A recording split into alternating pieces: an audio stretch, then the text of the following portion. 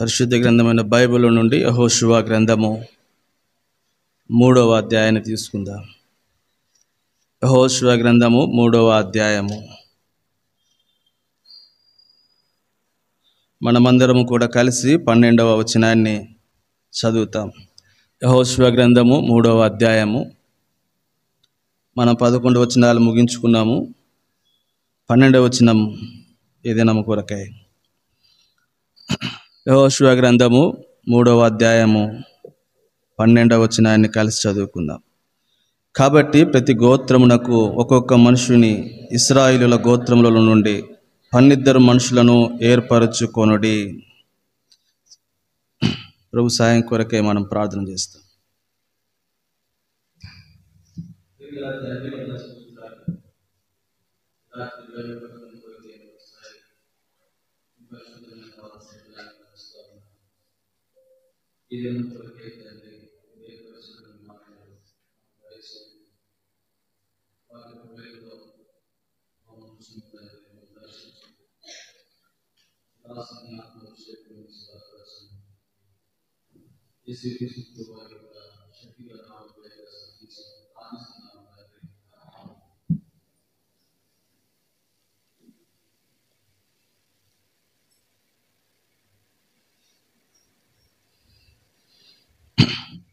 యెహోషువ గ్రంథము 3వ అధ్యాయము 12వ వచనం. దేవుడు యెహోషువతో సెలవిచ్చినటువంటి మాట. వారప్పటికి యోర్దానును దాటలేదు, వాళ్ళు ఇంకా యోర్దానును అవతలకు వెళ్ళలేదు. 13వ వచనంలో యాజకుల యొక్క పాదాలు యోర్దాను అరికాళ్ళు యోర్దాను నీళ్లను ముట్టగానే యోర్దాను ఎగువ నుండి పారు నీళ్లు ఆపబడి ఏకరాశిగా ఆగిపోతా వచ్చినాయి. దాని కొరకై దేవుడు ఎందుకు ఈ 12 మందిని వారిని ఏర్పరచుకున్నాడు అని అంటే, మనం ఈ మాటని జ్ఞాపకం చేసుకుంటాము. 4వ అధ్యాయంలో దానికి మనకు సమాధానము దొరుకుతుంది. 2-3 వచనాలు. ప్రతి గోత్రమునకు ఒక్కొక్క మనిషిని చొప్పున ఏర్పరచి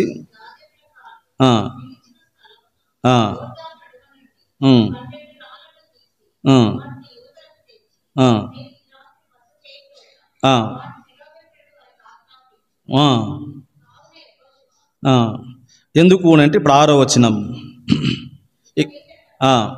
మీ కుమారులు ఈ రాళ్ళు ఎందుకని అడిగినప్పుడు అది ఇప్పుడు ఒక్కొక్క గోత్రానికి సంబంధించిన ఒక్కొక్క వ్యక్తి తన భుజముల మీద ఆ రాతిని పెట్టుకొని తీసుకురావాలి. కాబట్టి అదంతా ఒక సూచనగా రాబో తరానికి ఉంటుంది అనేది. పిల్లలు ఏమైనా అడిగితే అది ఒక్కొక్క గోత్రానికి సంబంధించిన ఒక రాయి, అది జ్ఞాపకార్థంగా ఉండునని 7వ వచనంలో మనం చూస్తాం. అది యోర్దాను దాటుచుండగా ఈ రాళ్ళు చిరకాలం వరకు జ్ఞాపకార్థంగా ఉండునని వారితో అది. కాబట్టి అది జ్ఞాపకార్థంగా ఉంటుందని చెప్పి వారు ఒక్కొక్క గోత్రం నుంచి ఒక్కొక్క నేర్పరచుకుంటూ వచ్చారు. కాబట్టి అలాగూ 12వ వచనంలో ప్రతి గోత్రమునకు ఒక్కొక్క మనిషిని ఇశ్రాయేలీయుల గోత్రముల నుండి 12 మనుషులను ఏర్పరచుకొనుడి అన్నాడు. కాబట్టి ఇప్పుడు ఒక్కొక్క గోత్రం నుంచి ఒక్కొక్క మనిషిని వాళ్ళు ఏర్పరచుకున్నారు, 12 మందిని. కాబట్టి ఒకవేళ ఆ 12 మంది దేవుడు ఆ ఇశ్రాయేలీయుల యొక్క 12 గోత్రాలకు ప్రధానులై ఉండొచ్చు. కాబట్టి వారు 12 మనుషులను ఏర్పరచుకునుట ఇలాగూ ఏర్పరచుకున్నారు వాళ్ళు. కాబట్టి ఆ తలంపుని మనం ఈ దినము బైబిల్ స్టడీ కొరకే చూస్తాం. మనుషులను ఏర్పరచుకొనుడి అని అన్నాడు ప్రభు చివరిలో. ఒక్కొక్క గోత్రం నుండి ఒక్కొక్క మనుషుని, ప్రతి గోత్రమునకు ఒక్కొక్క మనుషుని. కాబట్టి choose 12 men from the tribe of Israel అనేది మనం చూస్తున్నాం. కాబట్టి దేవుడు ఇప్పుడు ఇశ్రాయేలీలను 12 గోత్రం నుంచి 12 మందిని ఏర్పరచుకున్నాడు అనేది మనం చూస్తున్నాం. అయితే ఈనాడు ఏర్పరచుకున్న 12 మందిని ఏర్పరచుకునుట అనే మాటలో నుండి ఇది నా బైబిల్ స్టడీ కొరకే కొన్ని సంగతులు చూస్తాం. నాడు ఇశ్రాయేలీయుల్ని ఒక్కొక్క గోత్రం నుంచి ఒక్కొక్కరిని ఏర్పరచుకున్నటువంటి దేవుడు ఇప్పుడు మత్తయి సువార్తలోనికి వస్తే 22వ అధ్యాయము 14వ వచనంలో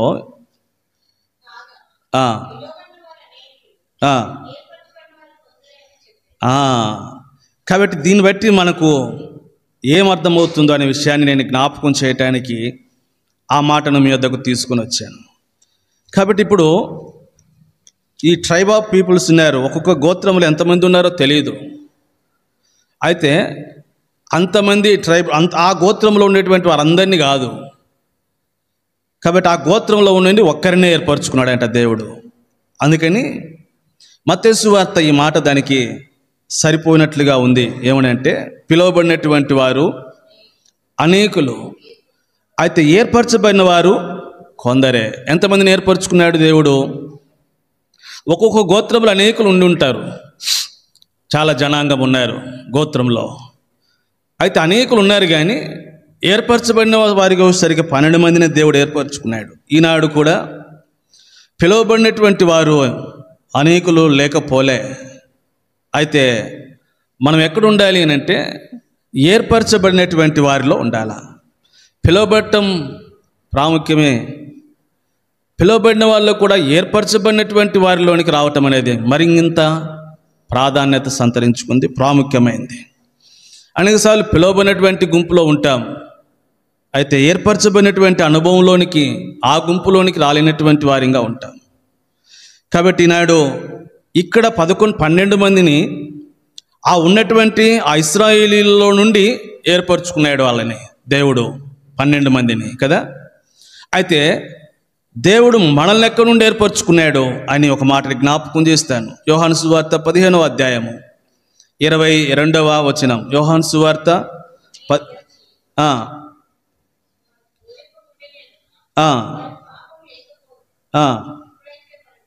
19వ వచనం అక్క, 19వ వచనం.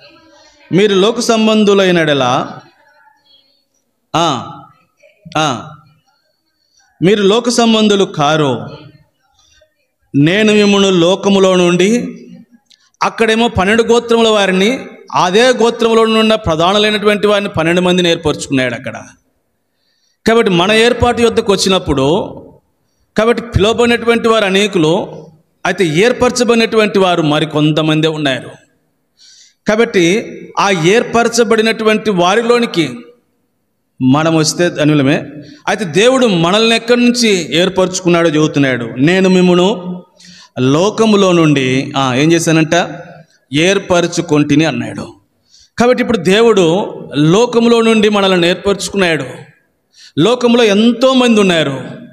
కాబట్టి భారతదేశంలో కొన్ని కోట్ల మంది భారతదేశంలో ఉంటే, ఆ భారతదేశంలో నుండి కొంతమందిని లోకంలో నుండి మనల్ని ఏర్పరచుకుంటా ఆయన ఏర్పాటులోనికి మనం వచ్చినాం. మనం ఎంత ధన్యులం.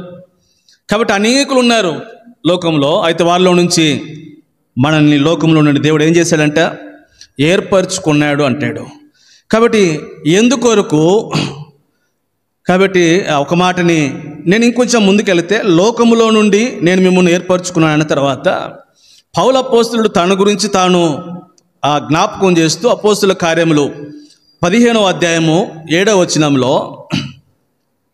అపోస్తల కార్యములు 15వ అధ్యాయం 7వ వచనం, నా సహోదరులారా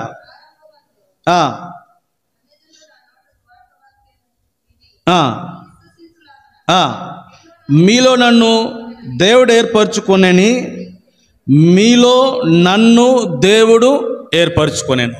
పౌలు అపోస్తలుడు అంటున్నాడు, ఇప్పుడు మీలో దేవుడు నన్ను ఏం చేశాడు, ఏర్పరచుకున్నాడు. అంటే ఇది ఒక పెక్యులర్గా కనపడతా ఉంది.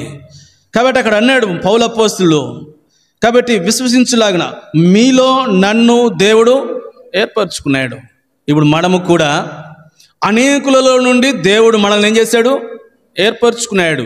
లోకంలో అనేకులు ఉంటే ఆ లోకంలో నుండి ఇప్పుడు మనం చెప్పుకో, మీలో నుండి దేవుడు మమ్మల్ని ఏం చేశాడు, ఇప్పుడు ఏర్పరచుకున్నాడు అని. కానీ ఇలాగూ దేవుడు మనల్ని లోకంలో నుండి ఏర్పరచుకునటంలో ఉన్న ఉద్దేశము ఏమై ఉంటుంది అని పౌలు అపోస్తలుడు తెస్సలోనికైకి రాస్తూ 2వ పత్రికలో, తెస్సలోనికయ 2వ పత్రిక 2వ అధ్యాయము 13వ వచనం.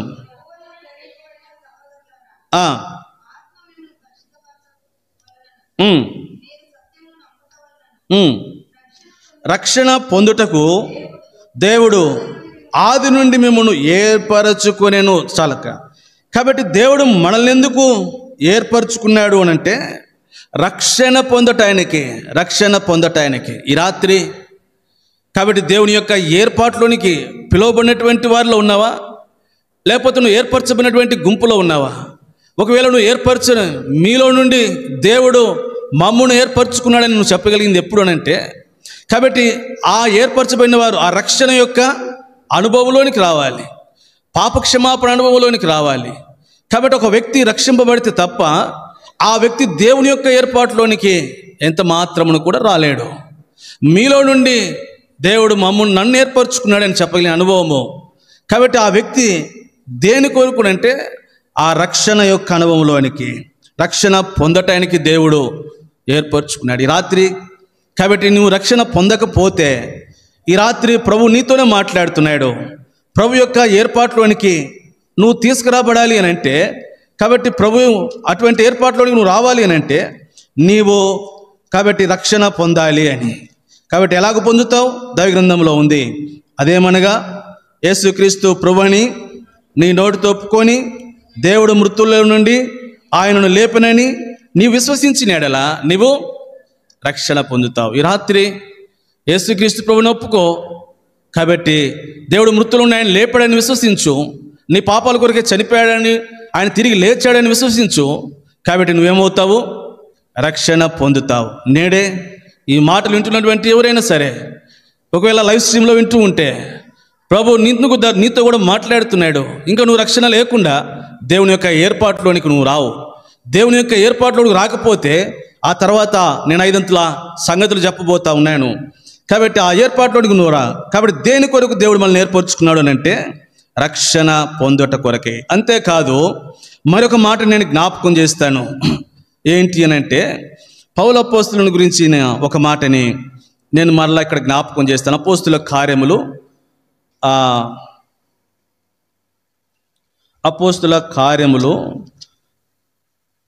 9వ అధ్యాయం. అపోస్తుల కార్యములు 9వ అధ్యాయం.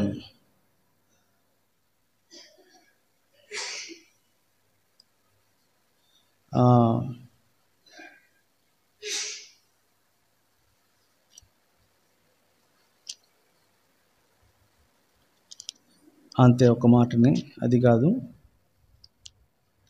పేతురు మొదటి పత్రిక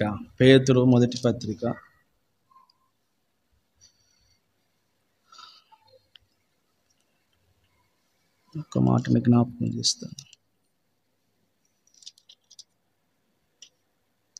క్షమించండి, ద్వితీయోపదేశకాండము 14వ అధ్యాయం. ద్వితీయోపదేశకాండము 14వ అధ్యాయము 2వ వచనం. 14వ అధ్యాయం 2వ వచనం. ఏలయనగా నీ దేవుడైన యెహోవా నీవు ప్రతిష్ఠిత జనము, యెహోవా భూమి మీదున్న సమస్త జనములలో విశేషముగా తనకు స్వకీయ జగనమగునట్లు నిన్ను. అందుకే మనం పాట పాడాం. కాబట్టి స్వకీయ జనముగా మనల్ని ఏం చేశాడంట? ఏర్పరచుకున్నాడు. కాబట్టి దేవుడు రక్షణ కొరకే కాదు, ఇక్కడ అన్నాడు భూమి మీద ఉన్నటువంటి సమస్త జనములు ఉన్నారు, వారందరికంటే విశేషముగా చెబుతున్నాడు. విశేషముగా మనము తనకు ఎవరమై ఉండాలంట? స్వకీయ జనము, స్వంత జనము. వాస్తవానికి ప్రభు యొక్క సొంత జనం ఎవరు? ఆ 12 మంది గోత్రికులు ఉన్నారు కదా, వారు. అయితే దేవుడు వారిని ఏర్పరచుకున్నాడు. అయితే ఈనాడు వారు దేవునికి తప్పిపోయిన కారణము చేత ఈనాడు దేవుడు విశేషం భూమి మీద ఉన్నటువంటి సమస్త జనములు విశేషంగా మనల్ని తనకు స్వకీయ జనం అంటే ఒక మాట చెబుతా. పేతురు రాస్తాడు తన పత్రికలో, మొదటి పత్రిక 2వ అధ్యాయం 9వ వచనం యొక్క దేవుని సొత్తైన ప్రజలు అంటాడు. కాబట్టి దేవుడు మనల్ని స్వకీయ జనము అని అంటే ఆయన సొత్తుగా మనల్ని చేసుకుంటూ వచ్చాడు. కాబట్టి we are all belongs to God అని. కానీ మనం దేవుని యొక్క ప్రజలం, దేవునికి సంబంధించినటువంటి వారిని. దాని కొరకు దేవుడు మనల్ని ఏర్పరచుకుంటూ వచ్చాడు. మరొక మాట సంఖ్యాకాండము 3వ అధ్యాయము 7వ వచనం. దేవుడు మనల్ని ఏర్పరచుకున్నాడు. 16వ అధ్యాయం సంఖ్యాకాండము 7వ వచనం. కాబట్టి ఏ మనుషుడిని ఏర్పరచుకునడం వాడే. కాబట్టి దేవుడు ఎందుకొరకు మూడోది ఏర్పరచుకున్నాడు అని అంటే మనము పరిశుద్ధులముగా ఉండుటకు. ఎందుకు? కాబట్టి పరిశుద్ధులుగా ఉండుటకు దేవుడు మనల్ని ఏర్పరచుకున్నాడు. ఒకవేళ దేవుని ఏర్పాట్లు నువ్వు ఉంటే, నువ్వు ఆయన స్వకీయ జనామై ఉంటే, మన జీవితంలో మనం మూడోదిగా మనము పరిశుద్ధతను కలిగి ఉండుట అనేది అవసరం. ఆయన ప్రజలు ఎప్పుడు ఎలాగుండాలా? నేను పరిశుద్ధుడని గనుక మీరును పరిశుద్ధులు ఏమన్నాడు? పరిశుద్ధులు కావలేను అన్నాడు. ఏమన్నాడు? మీరును పరిశుద్ధులు కావలేను. కాబట్టి మనము ప్రభు మనల్ని పరిశుద్ధులుగా ఉండుట కొరకై దేవుడు మనల్ని ఏర్పరచుకున్నాడు. ఈ రాత్రి ఒకసారి జ్ఞాపకం చేసుకో, దేవుని యొక్క ఏర్పాట్లోనికి వచ్చినటువంటి నీవు. కాబట్టి పరిశుద్ధత విషయంలో నీ జీవితంను కాపాడుకుంటాను. మరొక మాట జ్ఞాపకం చేసి నేను ముందుకెళ్తాను. దినవృత్తాంతాల మొదటి గ్రంథం 28లో 4వదిగా, దినవృత్తాంతాల మొదటి గ్రంథము 28:6లో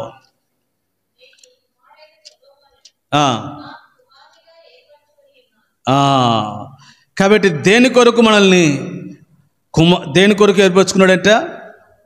కుమారులుగా. అందుకే తనను ఎందరు అంగీకరించెదరో అనగా తన నామమందు విశ్వాసం ఉంచు ప్రతి వారికి, యోహాను సువార్త 1వ అధ్యాయంలో, దేవుని పిల్లలగుటకు మనం ఇప్పుడు దేవుని కుమారులం. దాని కొరకు దేవుడు మనల్ని ఏర్పరచుకున్నాడు. కాబట్టి ప్రియ సహోదరి, ఈ రాత్రి జ్ఞాపకం చేసుకో, యెహోషువ గ్రంథంలో మనం చదివిన రీతిగా 3వ అధ్యాయము ఒక్కొక్క గోత్రము నుండి ఒక్కొక్క మనుషులని కాబట్టి మనుషులను ఏర్పరచుకున్నాడు. 12 మనుషులు వారు ఏర్పరచుకున్నారు. ఈనాడు దేవుడు వారిని కాదని మనల్ని ఏర్పరచుకున్నాడు.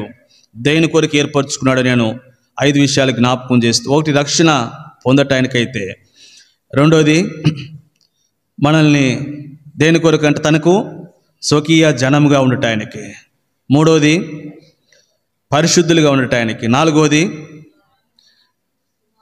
కుమారులుగా ఉండటానికి. ఈ ఏర్పాటు ఎప్పుడు జరిగింది అని అంటే జగత్తుకి పునాదులు వేయబడక మునిపే. ఎఫెసీ 1:6లో అంటాడు, జగత్తుకి పునాదులు వేయబడక మునిపి ఏర్పాటు ఉంది. ఈ రాత్రి ఆ ఏర్పాటులోనికి ఇంకా నువ్వు రాకపోతే ఈ రాత్రి తీర్మానం చేసుకో. కాబట్టి ఆ ఏర్పాటులోనికి నువ్వు రావాలని, పిలువబడినటువంటి అనుభవం కాదు కానీ ఏర్పరచబడినటువంటి అనుభవంలోనికి, ఏర్పరచబడిన వంశమును అన్నాడు. ఈ రాత్రి అట్లా ఏర్పరచబడినటువంటి ఆ వంశంలోనికి నువ్వు రావాలని మీకు మనవి చేస్తూ ఉన్నాం. ఆ తర్వాత ఇలాగూ దేవుడు మనల్ని ఏర్పరచుకున్నాడు. అయితే తను ఏర్పరచుకున్న వారి విషయమై దేవుడు కలిగి ఉన్నటువంటి ఉద్దేశం ఏంటి, సంకల్పం ఏంటో ఒక 5 విషయాలు జ్ఞాపకం చేస్తాను.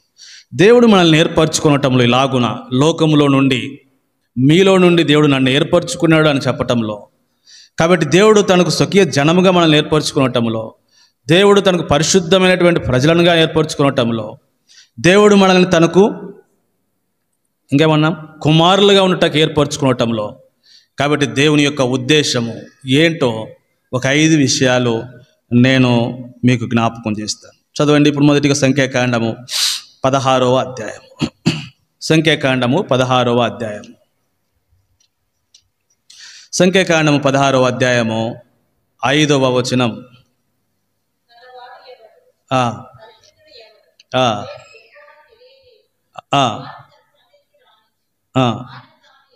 ఆయన తాను ఏర్పరచుకున్న వారిని తన యొద్దకు చేర్చుకొనును.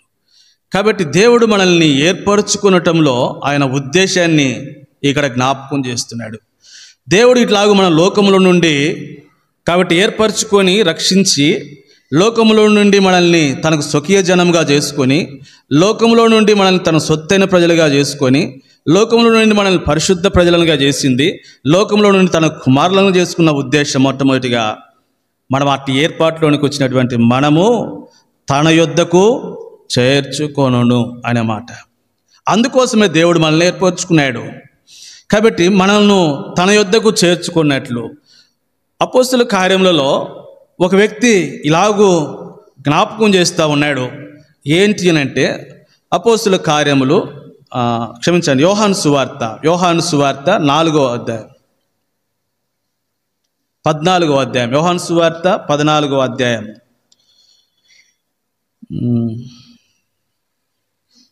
14వ అధ్యాయం మొట్టమొదటిగా ఒక మాట జ్ఞాపకం చేసిన తర్వాత 14వ అధ్యాయం 3వ వచనం, యోహాను సువార్త, నేను వెళ్ళి మీకు స్థలము సిద్ధపరిచిన ఎడల నేనుండు స్థలంలో మీరును ఉండులాగున మరలా వచ్చి నా యొద్ద నుండుటకు అది. కాబట్టి ఏర్పరచబడిన వారి కొరకే ప్రభు రాబోతున్నాడు, పిలువబడిన వారి కొరకు కాదు. ఎందుకనంటే ఆ ఏర్పరచబడినటువంటి ఆ ప్రజలు వారు ఎక్కడ ఉండాలంట?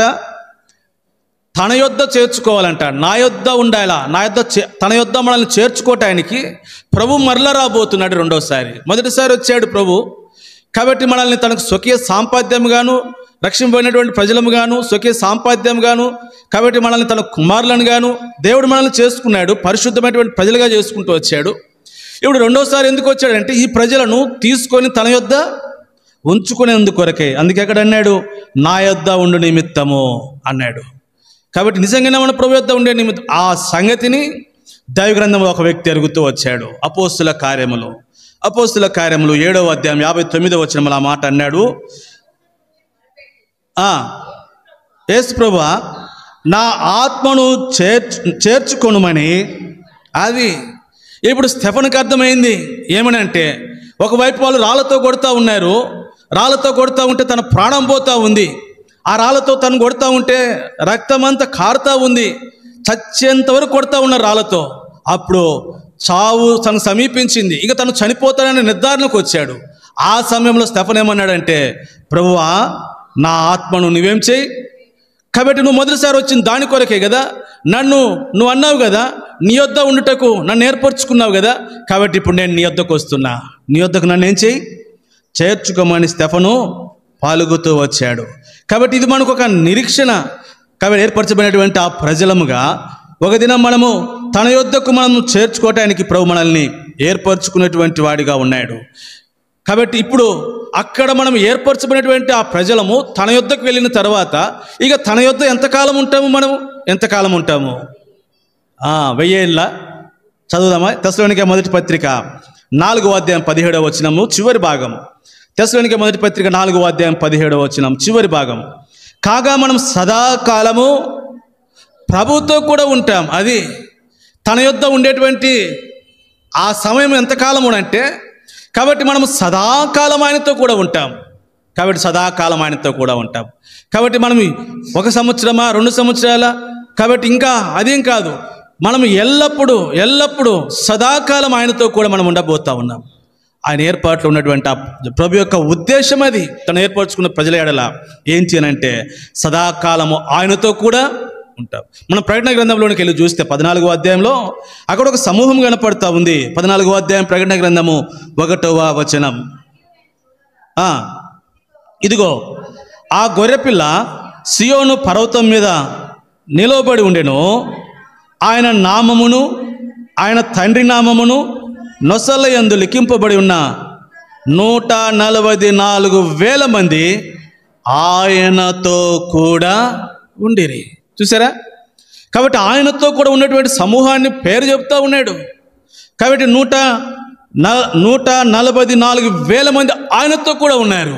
ఆయనతో ఉండి ఏం చేస్తున్నారు అంటే వాళ్ళు 4వ వచనం, వీరు మధ్యలో భాగం యొక్క గొర్రెపిల్ల ఎక్కడికి పోవునో అక్కడికి వెళ్ళను ఆయనను. అది ఇక మనం ఏమి చేయము ఆయన దగ్గరికి వెళ్ళిన తర్వాత సదాకాలం ఆయనతో కూడా ఉంటాము. ఆయనతో ఉన్నటువంటి మనము ఆయన ఆ గొర్రెపిల్ల ప్రభువైనటువంటి క్రీస్తు ఎక్కడికి పోతామో ఆయన వెనకబడిపోతా ఉంటాము. మన పని ఎంత గొప్ప ఉద్దేశం దేవుని మన ఎడల కలిగి ఉన్నాడో చూడండి. కాబట్టి నువ్వు ఏర్పాటులోనికి వస్తే, కాబట్టి నువ్వు రక్షింపబడితే ఆయన ఏర్పాట్లోనికి వస్తావు. కాబట్టి ఆయన ఏర్పాట్లోనికి వచ్చినటువంటి ఆ ప్రజలముగా వారికి ఇచ్చినటువంటి ప్రభు ఇచ్చినటువంటి మొదటి ఆధిక్యత ఏంటి అంటే వారు ఎల్లప్పుడూ సదాకాలము ఆయన యొద్ద, దాని కొరకు ప్రభు మళ్ళా రాబోతూ ఉన్నాడు. ప్రియ సహోదరి, యేసు త్వరగా వచ్చును అనే పాట ఉంది కదా, తన వారిని కొనిపోవా యేసు త్వరగా వచ్చును అనే పాట కదా. కాబట్టి తన వారిని తీసుకుని పోటానికి, ఆయనతో కూడా సదాకాలం ఉంటాయనికి కాబట్టి దేవుడు రాబోతున్నాడు. కాబట్టి అది దేవుడు మనల్ని ఏర్పరచుకునటంలో ఉన్నటువంటి మొదటి ఉద్దేశం. రెండవ ఉద్దేశాన్ని జ్ఞాపకం చేస్తాను. అపోస్తుల కార్యములు 9వ అధ్యాయము 15వ వచనం.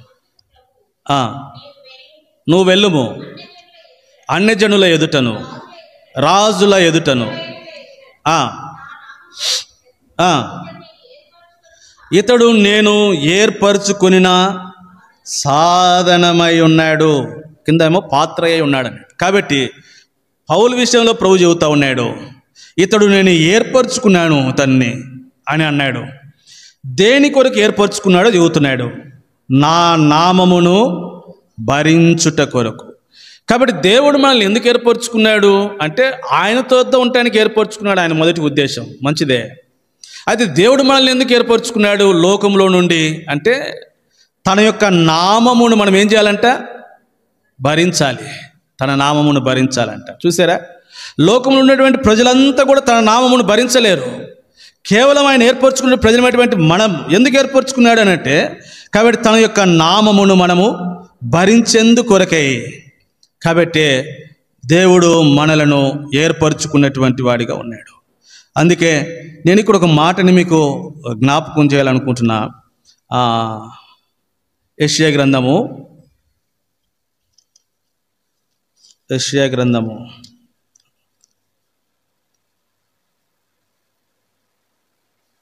క్షమించండి, మొదటి పేతురు పత్రిక 4వ అధ్యాయం.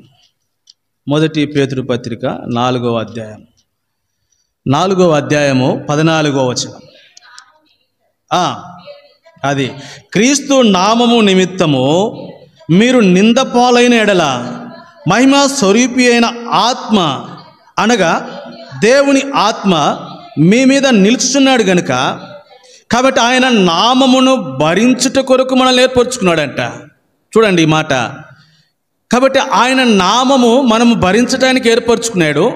ఆయన నామమును భరించేటువంటి వారి మీద ఏముంటుందో చెబుతున్నాడు. క్రీస్తు నామము నిమిత్తము మనం ఏమవుతామంట, నిందల పాలవుతూ వస్తాం. అవును, ఆ నామమును ధరించుకున్నందుకు లోకంలో మనల్ని నిందిస్తారు, లోకంలో మనల్ని కానివారిగా చూస్తారు, లోకంలో మనల్ని తక్కువ వారిగా చూస్తారు. అనేకమైనటువంటి నిందలు ఎవరికి వస్తాయనంటే క్రీస్తు నామమును ధరించినటువంటి వారికి, క్రీస్తు యొక్క నామమును ధరించినటువంటి వారికే. కాబట్టి ఏమొస్తాయి, నిందల పాలవుతారు. అయితే దానిని భరించడానికి దేవుడు మనల్ని ఏం చేశాడంట, ఏర్పరచుకున్నాడు. ఆయన యొక్క నామము, ఆ నామమును ధరించిన కారణము చేత వచ్చేటువంటి నిందలు మనము భరించడానికి దేవుడు మనల్ని ఏర్పరచుకున్నాడు. అయితే ఇక్కడ ఒక ఆశీర్వాదకరమైన మాట మీకు జ్ఞాపకం చేస్తాను. మళ్ళీ అదే మాట చదవండి ఇప్పుడు.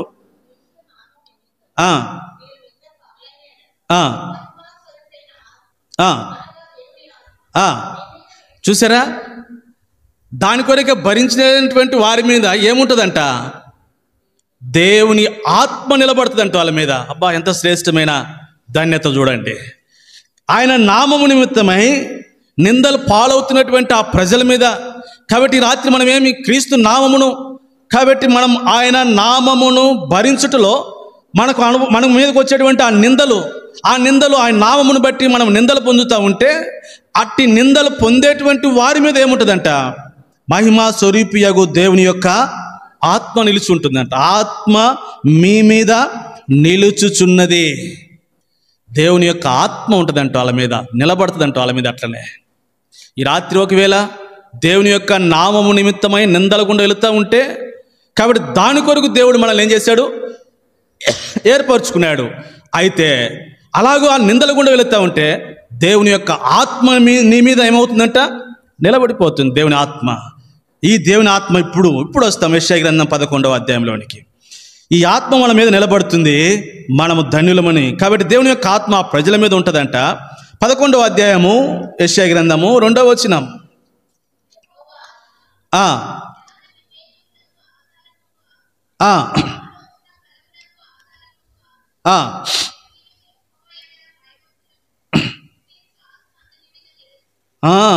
కాబట్టి మన మీద నిలబడినటువంటి ఆత్మను గురించి మాట్లాడుతూ అది నీకు జ్ఞాన వివేకంలో ఇస్తుంది. కాబట్టి అది నీకు ఆధారంను కలిగిస్తుంది, అది నీకు ఆలోచన ఇస్తుంది, అది నీకు బలమునిస్తుంది అనే మాట చూస్తున్నాం. కాబట్టి ఇటు శ్రమల గుండా నువ్వు వెళుతూ ఉంటే ఆయన నామ నిమిత్తం ఈ ఆత్మ నీ మీద నిలుస్తుంది. ఆ ఆత్మ నిన్నేం చేస్తుంది అంటే, కాబట్టి నీకు జ్ఞానమును, వివేకమును, ఆధారమును, బలమును, ఆలోచనను ఇస్తుంది. కాబట్టి అధైర్యపడవద్దు. అటువంటి శ్రమల గుండా వెళుతూ ఆయన నామము నిమిత్తం భరించేటువంటి వారి మీద దేవుని ఆత్మ ఏం చేస్తుందనే సంగతిని 42వ అధ్యాయంలోనికి వస్తే యెషయా గ్రంథం 1వ వచనంలో కూడా ఈ ఆత్మ యొక్క మరొక కార్యం గురించి అక్కడ మాట్లాడతాడు. 42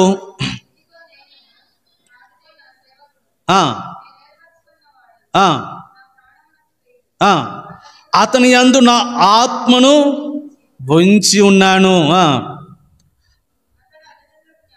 అతడు అన్ని జనులకు న్యాయము కనపరచును. కాబట్టి చూస్తాం అక్కడ. కాబట్టి అతని యందు నా ఆత్మను ఏం చేశాడంట? ఉంచి ఉన్నాడు.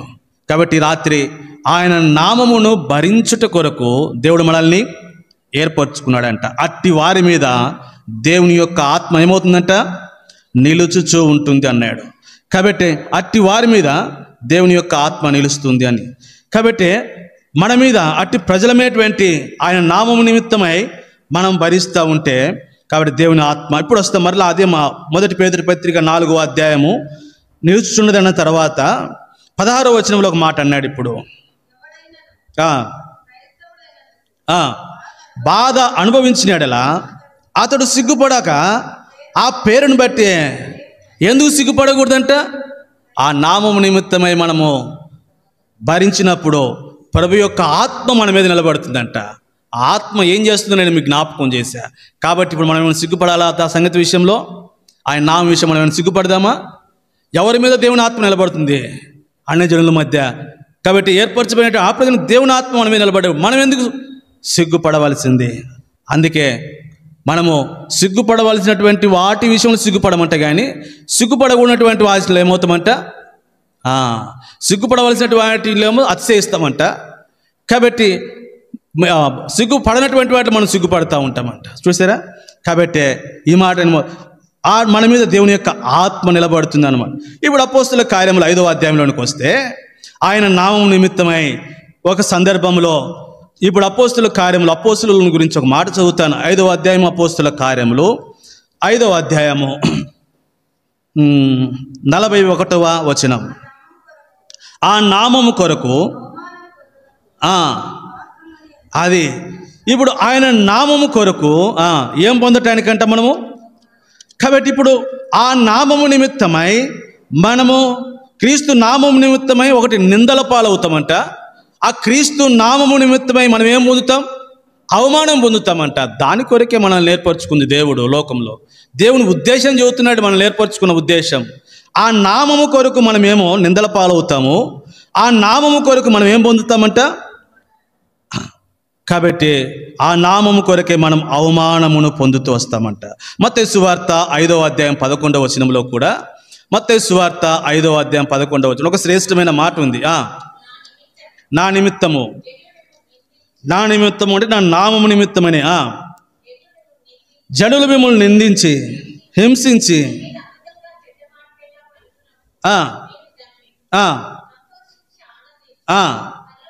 అది రెండోది. ఒకటి ఆయన ఆత్మ మీద నిలబడుతుందంట, రెండోది ఆయన నామము నిమిత్తమై. కాబట్టి మనము ఆయన నామము నిమిత్తమై నిందల పాలైనప్పుడు, ఆయన నామం కొరకే అవమానం పాలైనప్పుడు, ఆయన నామమును బట్టి జనులు మంది నిందించి హింసించి అబద్ధముగా చల్లమాటలు పలుకుతే ఆ ప్రజలకు ఉన్నటువంటి రెండో ధన్యత ఏంటో తెలుసా? ఏమన్నాడు అక్కడ? పరలోకమందు మీ ఫలము. దాని కొరకు దేవుడు ఏర్పరచుకుంది. ఊరికైనా పరలోకంలో ఫలం రాదు, వస్తుందమ్మా.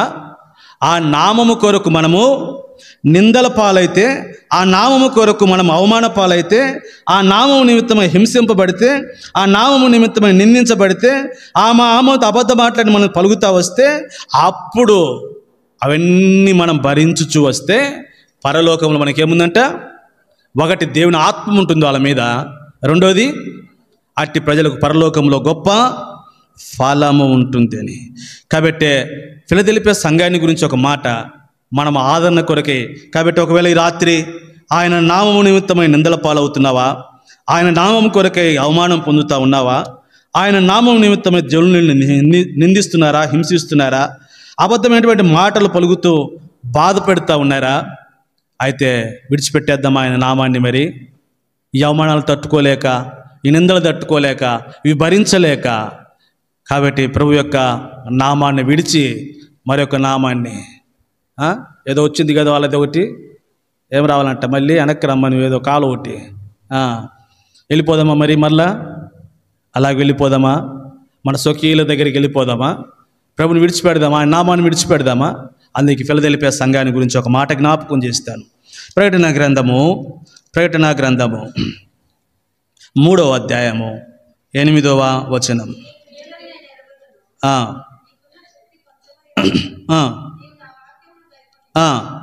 నా నామమును ఎరుగనన లేదు.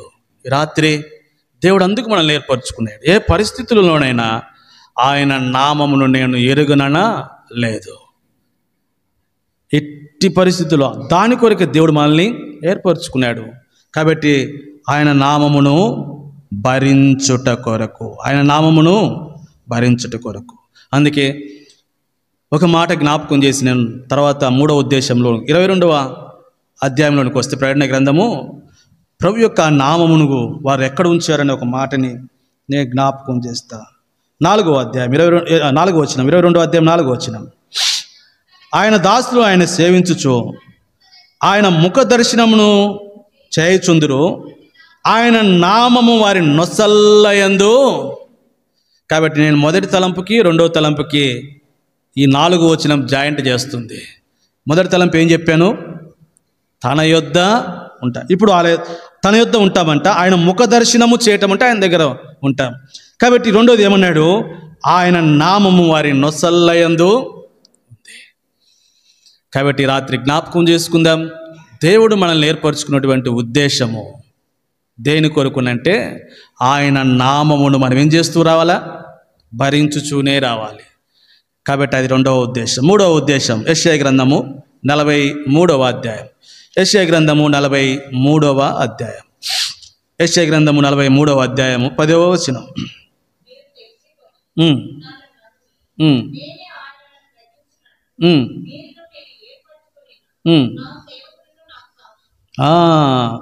మీరును నేను ఏర్పరచుకున్నటువంటి నా సేవ.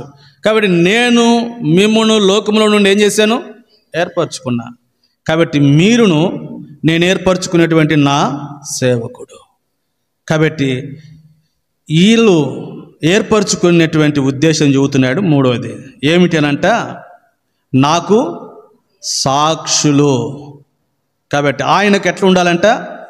సాక్షులుగా ఉండాలి. లేకపోతే ఆయనను గూర్చి సాక్ష్యం ఇవ్వటానికి ఏర్పరచుకున్నాడు. అది 3వ ఉద్దేశం. దేవుడు మనల్ని ఎందుకు ఏర్పరచుకున్నాడు అని అంటే, కాబట్టి మనము ఆయనను గూర్చి సాక్ష్యం ఇచ్చుట కొరకు. అపోస్తుల కార్యములు 2వ అధ్యాయము 31వ వచనం. అపోస్తుల కార్యములు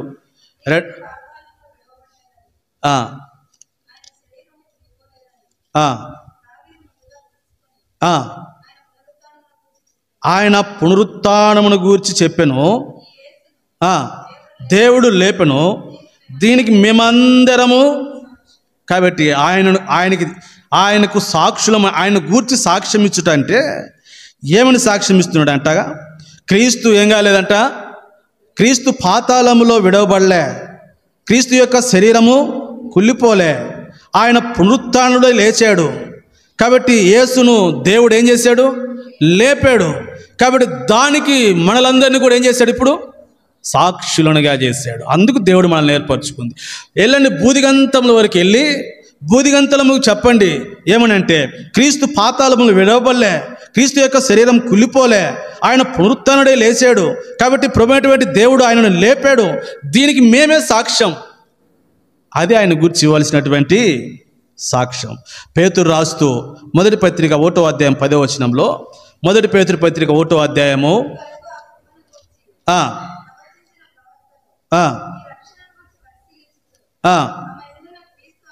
ఆ, ఆ,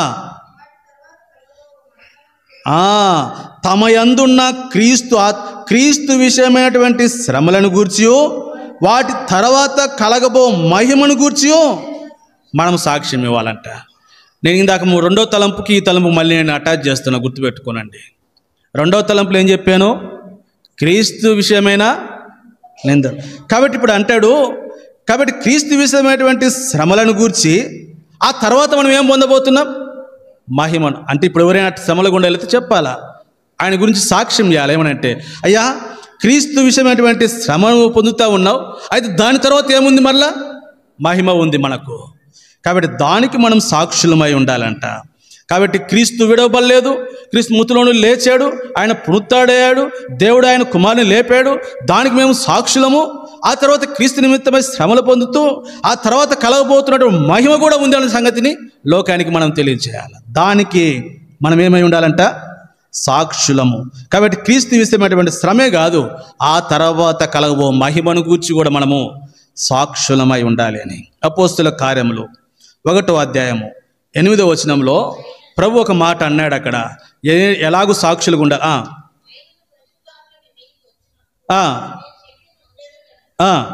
మీరు యెరూషలేములోను యూదయ సమరయ దేశముల అంతటను బూదిగంతముల వరకు. కాబట్టి ఈ సాక్షులుగా మన ఇటువంటి సాక్షులంగా ఆయన గూర్చినటువంటి సాక్షులంగా ఎక్కడి వరకు ఉండాలి అంటే బూదిగంతముల వరకు ఉండాలంట. భూమి దాని దిగంతముల వరకు కూడా మనము ఆయనను గూర్చి ఏమై ఉండాలా? సాక్షులమై ఉండాలా. అలాగూ మనం ఉంటూ వచ్చినప్పుడు అపోస్తుల కార్యములు 3వ అధ్యాయము 15వ వచనంలో నేను ఒక మాట మీకు జ్ఞాపకం చేస్తాను. అపోస్తుల కార్యములు 3వ అధ్యాయం 15వ వచనం, మీరు జీవాధిపతిని చంపితిరి కానీ దేవుడు ఆయనను మృతుల నుండి లేపెను, అందుకు మేము సాక్షులము అన్నాడు ఇక్కడ. కాబట్టి దేనికి? ఇప్పుడు జీవాధిపతిని మీరు చంపారు, అయితే ఆయన దేవుడు మృతులను లేపాడు, అందుకు మేము సాక్షులం. సరే, ఇలాగ మనము ఈ సాక్షులముగా ఉండాలన్న సంగతి అంటే నేను మీకు జ్ఞాపకం చేసిన తర్వాత ఇంకొక మాట నేను మీకు జ్ఞాపకం చేయాలి. 5వ అధ్యాయం అపోస్తుల కార్యం. ఇటువంటి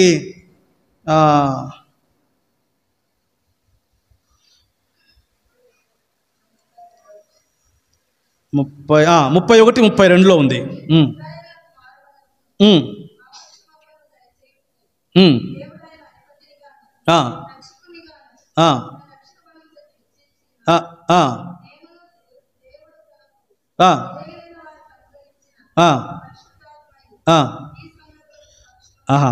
ఈ దక్షిణ హస్తం చేత హెచ్చించు మేమును దేవుడు తనకు విధేయులైన వారికి అనుగ్రహించిన పరిశుద్ధాత్మ ఈ సంగతులకు ఏంటి అని అంటే, అది పాప క్షమాపణను దయచేటికే దేవుడు ఆయన అధిపతిగాను రక్షకునిగాను ప్రభు తాను దక్షిణ బలం చేత.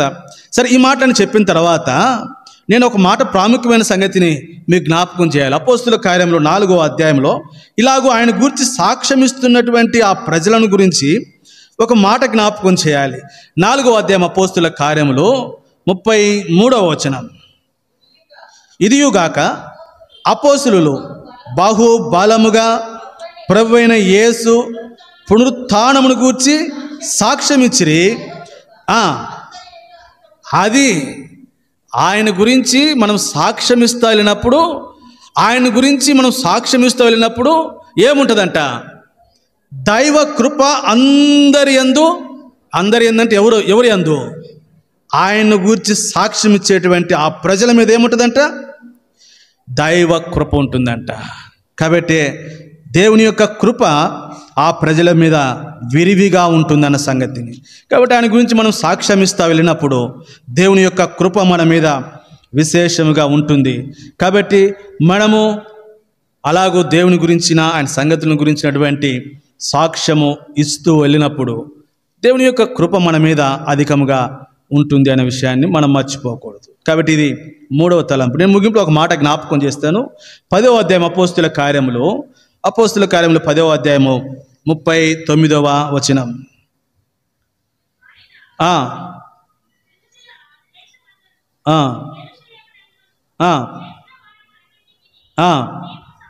అది మరొక మాట అన్నాడు, యెరూషలేములోను యూదుల దేశమందు చేసినటువంటి కార్యములన్నిటికీ మేము ఉన్నాము. ఇవి మనం ఆయన గురించి మనం ఇవ్వాల్సినటువంటి సాక్ష్యం. అట్టి వారి మీద దైవ కృప అధికంగా ఉంటుంది. అందుకొరకు దేవుడు మనల్ని ఏం చేశాడంట? ఏర్పరచుకున్నాడు. కాబట్టి దేవుడే మనల్ని ఏర్పరచుకున్నాడు. కాబట్టి ఆ విషయాన్ని మనం మర్చిపోవద్దు. ఊరికనే ఏర్పరచుకోలే, అందులో దేవుని యొక్క ఉద్దేశం ఉంది. మొట్టమొదటిగా దేవుడు మనల్ని ఎందుకు ఏర్పరచుకున్నాడు అని అంటే, సదాకాలం ఆయన యొద్ద మనము ఉండటానికి కొరకై. దేవుడు మనల్ని ఎందుకు ఏర్పరచుకున్నాడు రెండవది అని అంటే, ఆయన నామమును భరించుట కొరకు.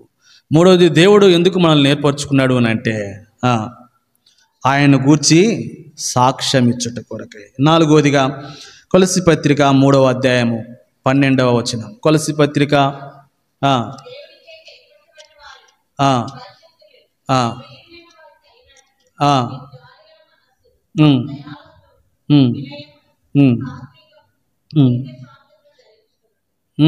నేను ఇక్కడ ఒక మాట జ్ఞాపకం చేస్తా. ఏమనంటే, కాగా దేవుని చేత ఏర్పరచబడిన వారు, సరే ఆ మాటకి మళ్ళీ వస్తారు, పరిశుద్ధులను పిలువైన వారికి తగినట్లు అనే మాట. దేవుని చేత ఏర్పరచబడిన వారు తగినట్లుగా ఉండాలంట, తగినట్లుగా ఉండాలి. అది నాలుగవది. దేవుడు మనల్ని ఎందుకు ఏర్పరచుకున్నాడు అంటే, తగినట్లుగా జీవించుట కొరకు ఏర్పరచుకున్నాడు. కాబట్టి దేవుడు మనల్ని ఎందుకు ఏర్పరచుకున్నాడు అని అంటే, దేవుని చేత ఏర్పరచబడిన వారు ఎట్లా ఉండాలంట? కాబట్టి తగినట్లుగా ఉండాలంట, తగినట్లుగా జీవించాలంట. ఎవరికి తగినట్లుగా, ఎట్లా తగినట్లుగా అనే మాటకి జ్ఞాపకం చేస్తే, ఇప్పుడు మొట్టమొదటిగా ఎఫెసీ పత్రిక 4వ అధ్యాయము 2వ వచనం. ఎఫెసీ పత్రిక 4వ అధ్యాయము 2వ వచనం. కాబట్టి ఏర్పరచబడిన వారు తగినట్లుగా ఉండాలి, తగినట్లుగా జీవించాలంటే దేనికి తగినట్లుగా అంట? మొట్టమొదటిగా, కాబట్టి మీరు పిలువబడినటువంటి పిలుపునకు తగినట్లుగా. కాబట్టి దేవుడు మనల్ని ఏ పిలుపుతో పిలిచాడో ఆ పిలుపునకు తగినట్లుగా మనము జీవించవలసినటువంటి వారిని. కాబట్టి రాత్రి జ్ఞాపకం చేసుకుందాం, దేవుడు మనల్ని పిలిచినటువంటి ఉద్దేశము ఆ పిలుపునకు తగినట్లుగా. 4వ అధ్యాయం 13వ వచనంలో ఒక మాట చదువుదాం. పరిశుద్ధులను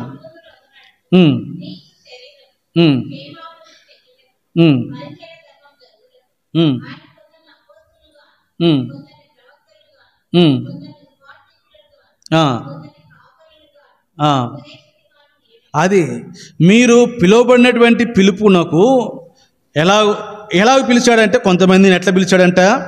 అపోస్తులుగా, ప్రవక్తలుగా, సువార్థికులుగా, కాపర్లుగా, ఉపదేశకులుగా. కాబట్టి ఆ పిలుపునకు తగినట్లుగా మనం ఎలా ఉండాలంట? ఆ పిలుపునకు తగినట్లుగా మనం జీవించాలంట. ఆ పిలుపునకు తగినట్లుగా జీవించాలి అని అంటే, ఈ 5 కార్యం చెప్పినాక, వారు దీర్ఘశాంతముతో కూడిన సంపూర్ణ వినయంతోనూ సాత్వికంతో ఏమైనా ఉండాలంట. అది పిలుపునకు తగినట్లుగా అంటే, పిలుపునకు తగినట్లుగా ఉండటము అని అంటే దాని అర్థం ఏంటి? ఆ పిలుపునకు తగినట్లుగా ఉండేది అంటే దీర్ఘశాంతము, సంపూర్ణ వినయము, సాత్వికము. అందుకే పౌలు అపోస్తలుడు ఒక మాట అన్నాడు కొరింథీయుల్లో. కొరింథీ మొదటి పత్రిక 13వ అధ్యాయమా, కొరింథీ రెండో పత్రిక 13వ అధ్యాయం అనుకుంటా. కొరింథీ రెండో పత్రిక కాదండి, 10వ అధ్యాయం, రెండో పత్రిక 10వ అధ్యాయం మొదటి వచనం.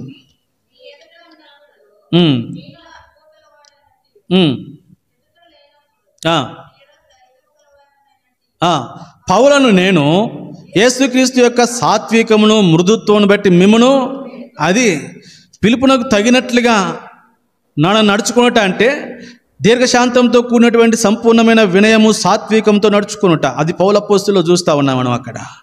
కాబట్టి దాని కొరకు ఎలాగ తగినట్లుగా అంటే, మొట్టమొదటిగా పిలుపునకు తగినట్లుగా అంటే ఏంటో అర్థం మీకు జ్ఞాపకం చేశారు. రెండోది ఫిలిప్పీ పత్రిక 1వ అధ్యాయము 27వ వచనం.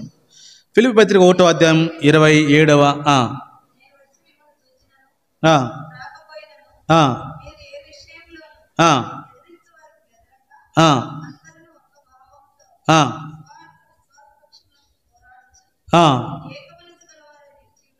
ఆ, ఆ, మీరు క్రీస్తు సువార్తకు అది.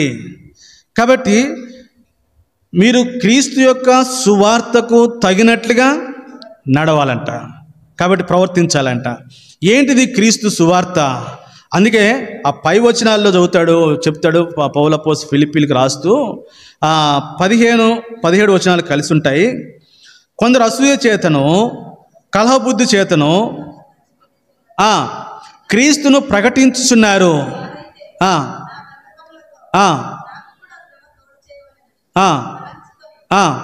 శుద్ధ మనసుతో కాక క్రీస్తును ప్రకటించుచున్నారు. నేను సువార్త పక్షమున వాదించుటకు నియమమై ఉంటానని ఎరిగి, అది మీరు క్రీస్తు సువార్తకు తగినట్లుగా ప్రవర్తించటం అంటే ఏంటంట? ఆ సువార్త ప్రేమతో ప్రకటించటం. అది క్రీస్తు సువార్తను మనం ఎలా ప్రకటించాలంట? ప్రేమతో. అది క్రీస్తు సువార్తకు తగినట్లుగా. ఒకటి, పిలుపునకు తగినట్లుగా దీర్ఘశాంతము, సంపూర్ణ వినయము, సాత్వికమును కలిగి ఉండుట. రెండోది, సువార్తకు తగినట్లుగా ప్రేమతో మనము ఆ మాటలు సువార్తను ఏం చేయటం? ప్రకటించటం. మూడోది, కొలసి పత్రిక 3వ అధ్యాయము 12వ వచనం. కొలసి పత్రిక 3వ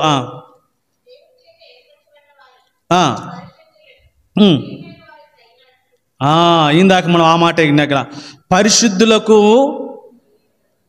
ప్రియులైనటువంటి వారికి తగిన, ఇట్లా అందాం, పరిశుద్ధులను ప్రియులైన వారంటే పరిశుద్ధులకు తగినట్లుగా. కాబట్టి మూడోదిగా మనం ఎట్లా నడుచుకోవాలంటే పరిశుద్ధులకు తగినట్లుగా. పరిశుద్ధులు తగినట్టుగా నడుచుకోవాలంటే ఎలాగుంటారంటే వాళ్ళు జాలిగల మనసు, దయాలుత్వము, వినయము, సాత్వికము, దీర్ఘశాంతము. ఇది పరిశుద్ధులకు తగినట్లుగా నడుచుకోవటం అని అంటే.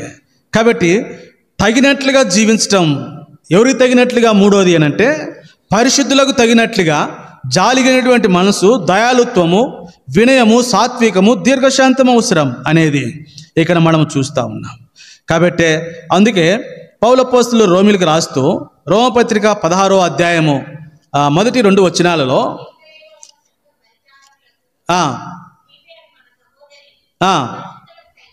పరిశుద్ధులకు తగినట్లుగా ప్రభునందు చేర్చుకొని మీ వలన కావలసినది ఏదైనా ఉన్నాడలా అదంట.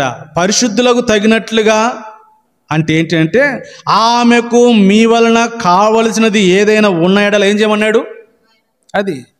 కాబట్టి అది పరిశుద్ధులకు తగినట్లుగా అనేది. నాలుగోదిగా 3వ యోహాను పత్రిక 3వ యోహాను 7వ వచనం.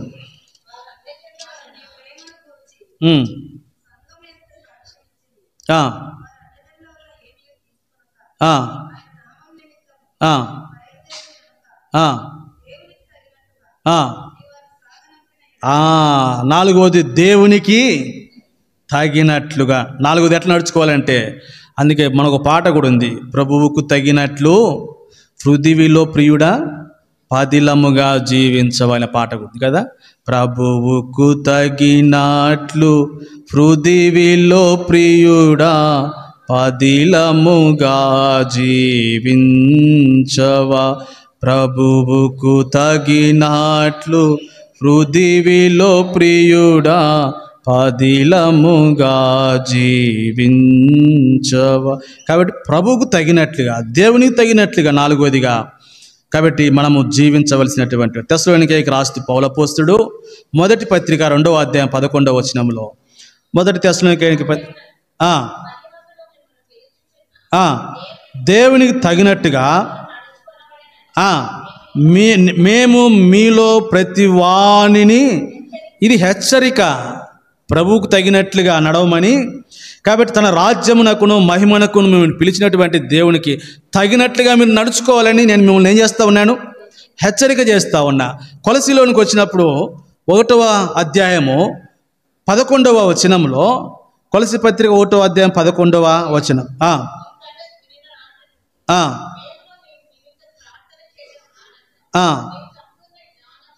మధ్యలో నేను చదువుతా కాదు, ఆలస్యమవుతుంది.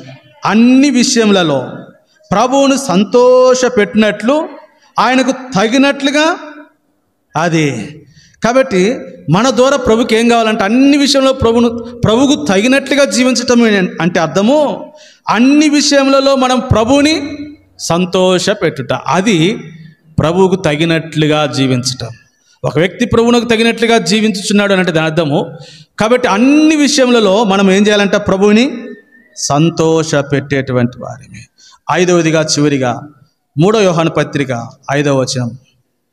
3వ యోహాను పత్రిక 5వ వచనం.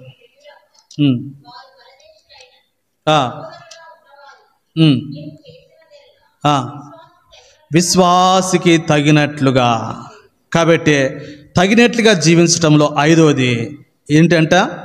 విశ్వాసికి తగినట్లుగా. ఆ మాట మీకు గుర్తుండో చెప్పండి. విశ్వాస గృహమునకు చేరిన వారి ఎడల, రెఫరెన్స్ ఎవరికైనా గుర్తుందా అమ్మా? గలతీ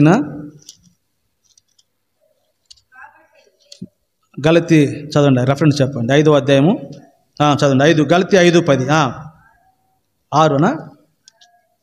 6వ అధ్యాయం, కరెక్ట్. 6వ అధ్యాయం 10. మనకు సమయం దొరికిన కొలది విశేషముగా విశ్వాస గృహమునకు చేరిన వారి ఎడల, అది విశ్వాసికి తగినట్లుగా అనంటే సమయం దొరికిన కొలది.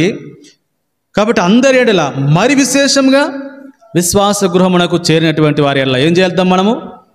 అది విశ్వాసికి తగినట్లుగా. విశ్వాసం ఎప్పుడు మేలు చేయాలి కానీ విశ్వాసం ఎప్పుడు కీడు వీలు లేదు, చేయకూడదు కూడా.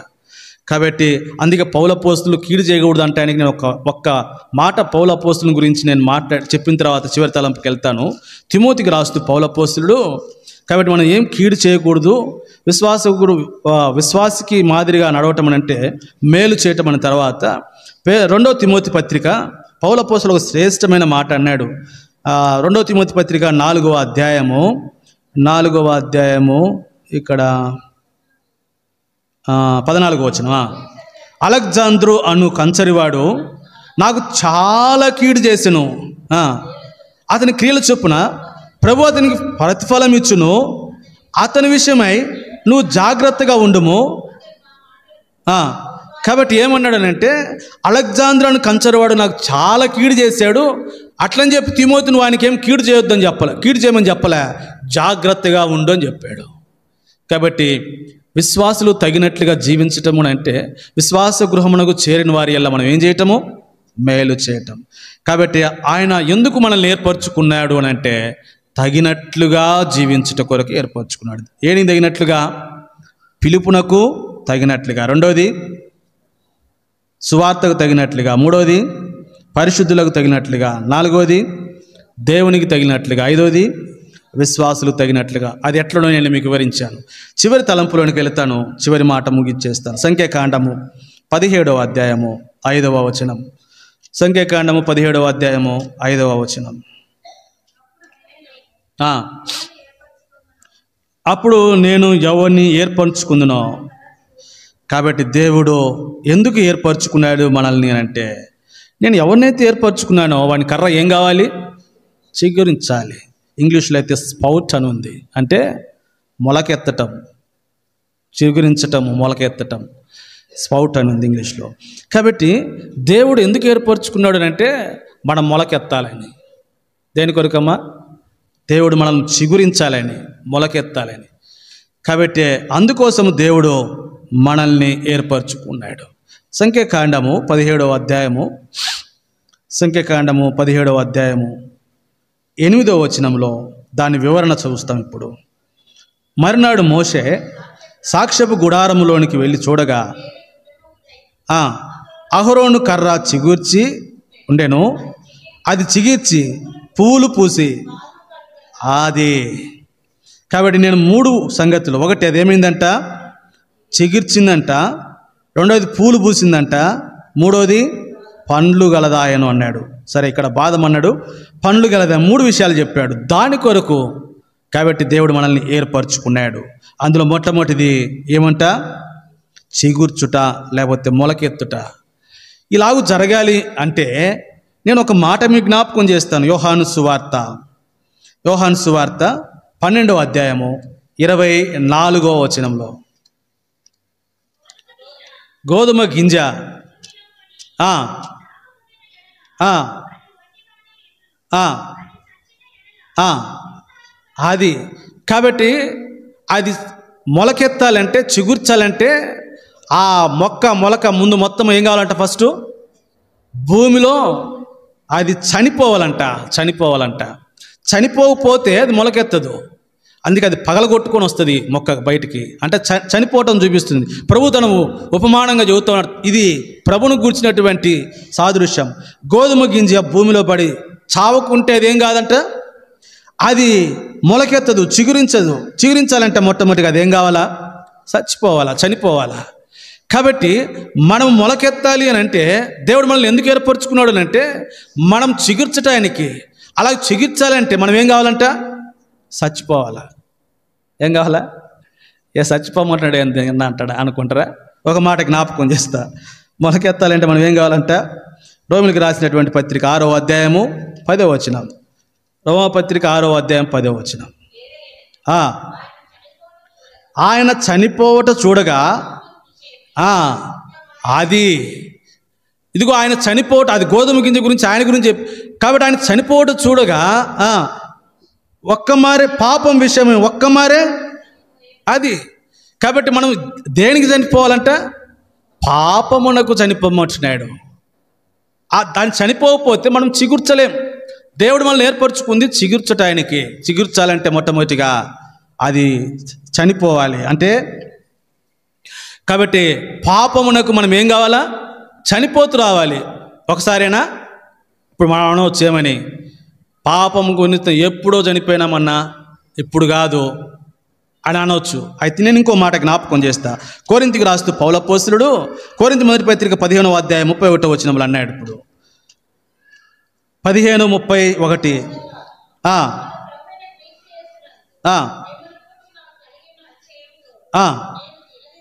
నేను దినదినము, అది పౌలు అపోస్తలుల యొక్క అనుభవం. అది ఎలా మనం చిగుర్చుతూ రావాలంటే, చిగిర్చాలి అంటే, కాబట్టి మనం దినదినం ఏమైపోవాలి? పాపమునకు చనిపోతూనే రావాలి. ఒక పాపమే కాదు, ఇంకా అన్నిటి చనిపోవాలి.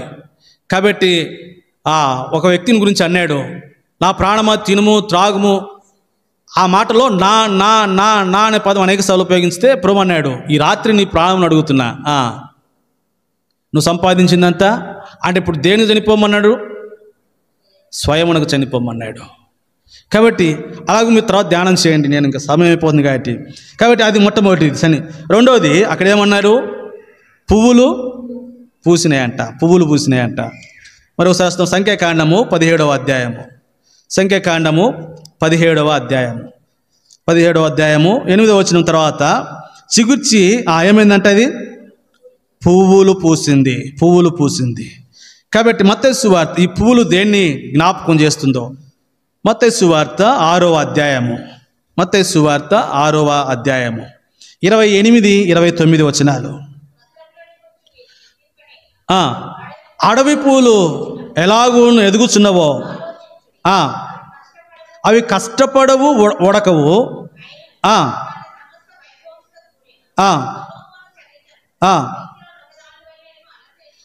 అది అంటే ఇప్పుడు నీకేమర్థమైంది? ఇది దేనికి సాదృశ్యంగా ఉంది? సొలొమోను ఏమన్నాడు అక్కడ? ఆయనను సమస్త వైభవంతో కూడిన సొలొమోను సైతము వీటిలోనొక దాని వలనైనను అలంకరింపబడలేదంటే పుష్పాలు దేన్ని చూపిస్తున్నాయి? అలంకరణను చూపిస్తున్నాయి. కాబట్టి దేవుడు మనల్ని ఎందుకు ఏర్పరచుకున్నాడు అంటే, ఒకటి చచ్చిపోయి మనం చిగుర్చటానికి, రెండోది పువ్వులు పూయటానికి ఏర్పరచుకున్నాడు. అంటే అలంకారంగా అలంకరించుకోవటానికి ఏర్పరచుకున్నాడు కదమ్మా. అందుకని రేపు నుంచి ఏం చేద్దాం? మనం అలంకరించుకొని వద్దాం కదా. కాబట్టి ఈ రాజు నీ ప్రభువు, అతడు నీ సౌందర్యమును కోరినవాడు. కాబట్టి ఏంటిది అలంకరించుకోవటం అని అంటే, పేతురు మొదటి పత్రిక 3వ అధ్యాయము 3-4 వచనాల్లో ఉంది. పేతురు మొదటి పత్రిక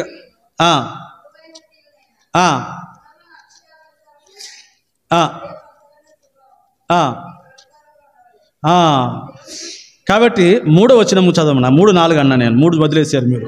బాగలేదమ్మా వచనమా. జడలు అల్లుకొనుటయు, బంగారు నగలు పెట్టుకొనుటయు, వస్త్రములు ధరించుకొనుటను, ఇవన్నీ ఏ అలంకారాలంట? వెలుపటి అలంకారాలు. కాబట్టి దేవుని ఏర్పరచుకుంది ఈ అలంకారం కొరకు కాదు. ఇప్పుడు చెప్పాడు, చదవండి. సాధువైనట్టు, మృదువైనట్టు, సాధువైనట్టు మృదువైనట్టు విన గుణమును అక్షయ అలంకారం, మీ హృదయం అంతరంగ స్వభావం అలంకారంగా. అప్పుడు అని ఏమన్నాడు? అది దేవుని దృష్టికి మిగుల, దాని కొరకు దేవుడు ఏర్పరచుకున్నాడు ఇప్పుడు. కాబట్టి అలంకారం కొరకు దేవుడు మనల్ని ఏర్పరచుకున్నాడు. కాబట్టి 3వ మాట కూడా జ్ఞాపకం చేస్తే ఇక్కడ నేను మా మాట ముగిస్తాను. సంఖ్యాకాండము 17వ అధ్యాయము సంఖ్యాకాండము 5వ వచనం ఏమన్నాడు అక్కడ? పూల తర్వాత బాదము పండ్లు గలదాయను అన్నాడు. కాబట్టి ఈ పండ్లు దేనికి సాదృశ్యం ఉంది? ఒక్క మాట జ్ఞాపకం చేసి ముగించేస్తాను. పరమగీతాలు 2వ అధ్యాయము. సౌందర్యం గురించి ఇంకా చాలా ఉన్నాయి కాబట్టి సమయాన్ని బట్టి నేను అక్కడ ముగించేసాను. మీరు దానియేలు గ్రంథంలో కూడా చూడవచ్చు. సరేలే. పరమగీతాలు 2వ అధ్యాయము 5వ వచనం.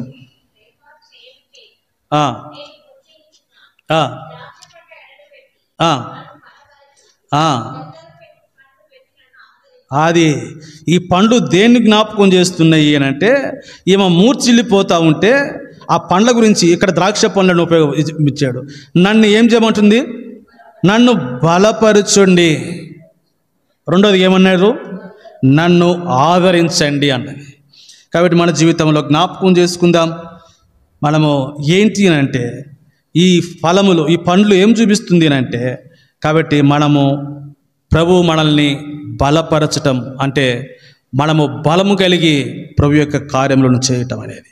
కాబట్టి అది మన జ్ఞాపకం చేస్తుంది. మనం చదువుతాం దానియేలు గ్రంథంలో, తమ దేవుని ఎడుగువారు బలము కలిగి గొప్ప కార్యములను అట్లా ఉండినట్లు ప్రభు మనకు సహాయం చేయనుగాక. కాబట్టి ఈ 5 అంతుల సంగతుల కొరకై దేవుడు మనల్ని ఏర్పరచుకున్నాడు. ఒకటి, తన యొద్ద ఉండుట కొరకై. రెండోది, ఆయన నామమును భరించుట కొరకై. మూడోది, ఆయన గూర్చి సాక్ష్యం ఇచ్చుట కొరకై. నాలుగోది, తగినట్లుగా జీవించుట కొరకై. ఐదోది, చిగురించుట కొరకై ప్రభు మనల్ని ఏర్పరచుకున్నాడు. అలాంటి ఏర్పాట్లో దేవుని యొక్క ఉద్దేశాన్ని మనము నెరవేర్చుదుముగా. కానీ అందుకే నేను ఒక మాట ఆ ఉద్దేశాన్ని గురించి చదివించి ప్రార్థన చేస్తాను.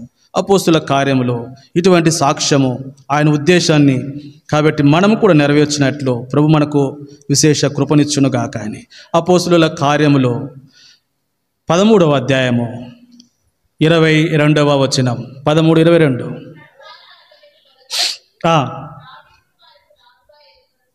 ఏర్పరిచిన అనే మాట ఉంది అక్కడ.